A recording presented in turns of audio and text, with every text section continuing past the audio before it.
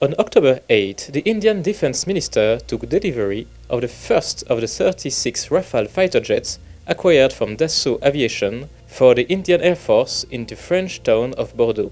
While the formal handover ceremony has taken place, the first batch of 4 Rafale jets will fly to their home base in India only by May 2020. The handover of the first IAF Rafale materializes the determination of the French authorities to fulfill the expectations and needs of the government of India to comfort India's protection and sovereignty, and illustrates the exemplary cooperation between Dassault Aviation and the Indian Air Force.